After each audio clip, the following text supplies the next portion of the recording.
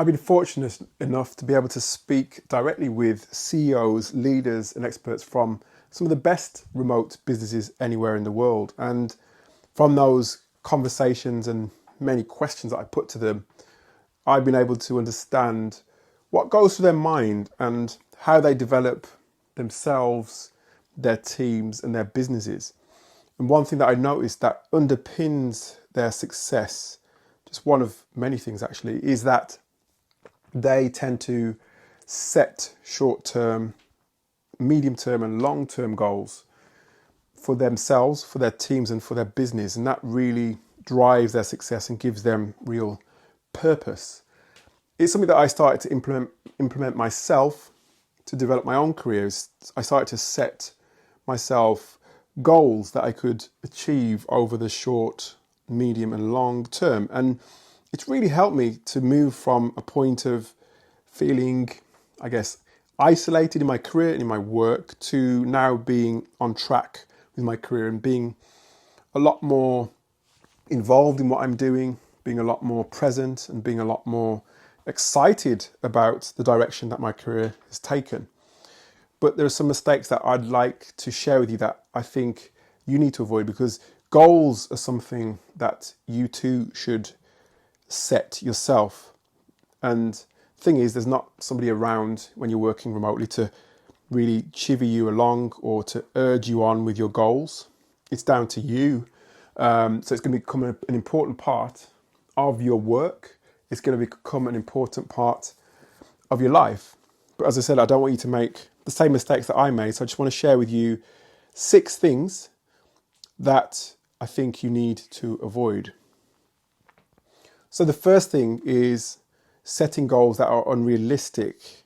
So when you're starting to think about your goals, you need to use your imagination. You need to be ambitious, but at the same time, you've got to be realistic with yourself. Otherwise, you'll end up being disappointed. So what do I mean by being realistic? So just to give you a bit of a funny example, I wouldn't say to my wife next month, you know what, I'm going to go and run a marathon, because I know that I'm not in a condition to run a marathon next month. It may be that I have to give myself 2, 3, 4, 5, 6, 12 months worth of training before I can be in a position where I can start to think about running a marathon. So that would be an unrealistic goal for me, wouldn't it? In the same way, I wouldn't say, I'm going to be the CEO of a specific company in the next couple of months or whatever it may be, because again, I know that I need to prepare in the right way in order to become the CEO of that particular company. So really, goal setting is about setting goals that are realistic. And I previously shared with you the SMART framework, which can give you a good idea as to how to go about setting goals. And that SMART acronym stands for specific, measurable, attainable, relevant, and time-bound. So I want you to start to really think about that, to look it up and start to think about writing down some of your goals. That's number 1, don't set unrealistic goals. So number 2 is neglecting goals that make you happy. Now, again, in my coaching sessions, we set a lot of goals, or I set a lot of goals for my clients, and I urge them and encourage them to set goals for themselves. And the goals that they tend to set are normally related to work. They're normally related to the projects that they're working on. They're normally related to their career and professional development goals. But there's more to life than work, isn't there? There's just much more to life than just work and goals and projects and all that sort of stuff. So I'd urge you to also think about goals that make you happy. So for me, I was so focused again on my work that I lost sight and lost track of lots of things that were around me.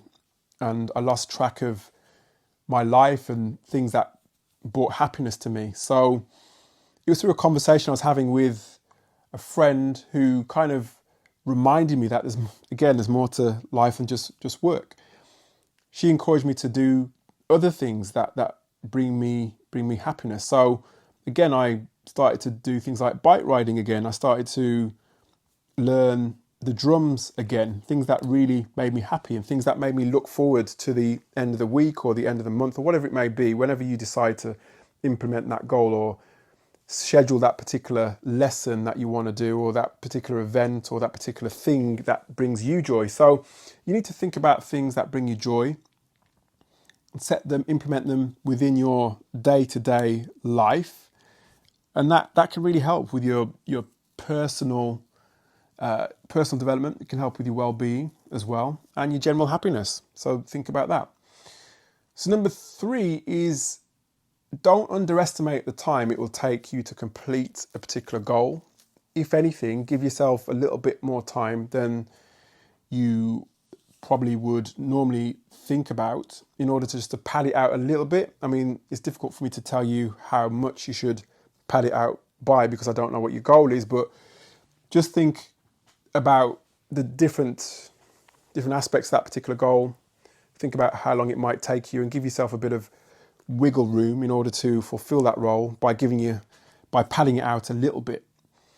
And that way you've got a little bit of room for maneuver, a bit of room for time that might lapse and time that might lag, I guess, in the goal that you are trying to achieve. So don't underestimate the time of completion. So that's number 3. So number 4 is, and I've kind of discussed this one before, is a failure. So sometimes you probably wouldn't appreciate or don't appreciate failure, and that's something that you need to appreciate. Failure is a point where you can actually learn. Failure is a point where you can get feedback, and you need to understand that the goals that you set yourself, they're not always going to happen how you expect them to happen, and they're probably not going to really, well, at some point go the way that you want them to go.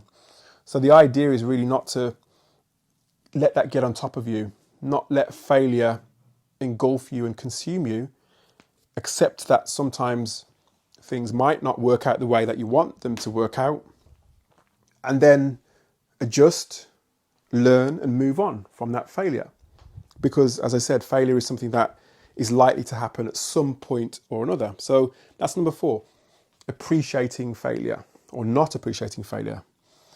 Number 5 is setting other people's goals. So the goal that you set for yourself, or the goals that you set for yourself, as I mentioned at the top, I said that it really has to inspire you. It has to be something that can bring you joy. It has to be something that can really encourage you and motivate you to continue working on the tasks that lead you to fulfilling that particular goal.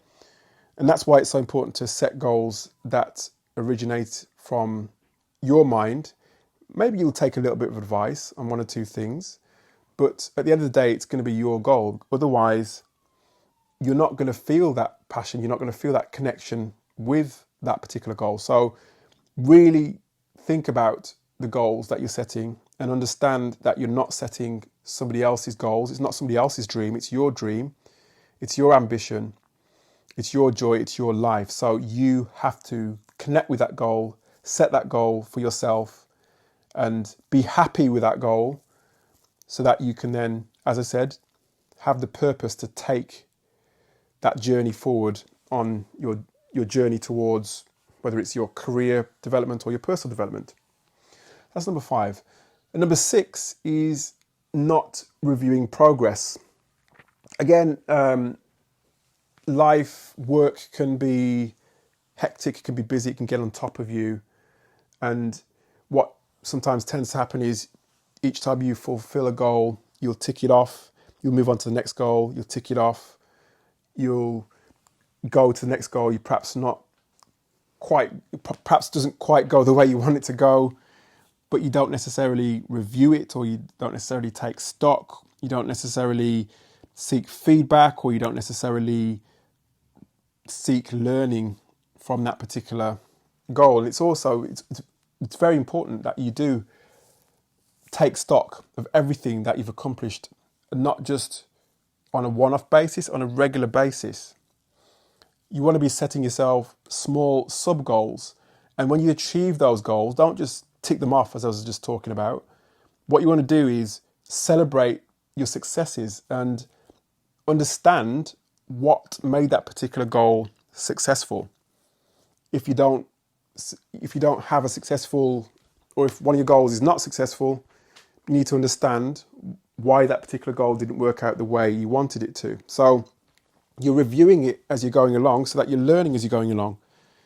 And the idea is, as much as you're ticking things off, you're making progress as you go along. As slow as that progress may seem, you are making progress. So, as I said, you need to celebrate the milestones that you achieve, even though they feel small, because at the end of the day, each little chunk, each little task, each little new habit that you develop towards your short, medium, and long-term goals is helping you to move forward in your career and work. So those are the 6 mistakes that I want you to really think about and consider when you're setting your own goals.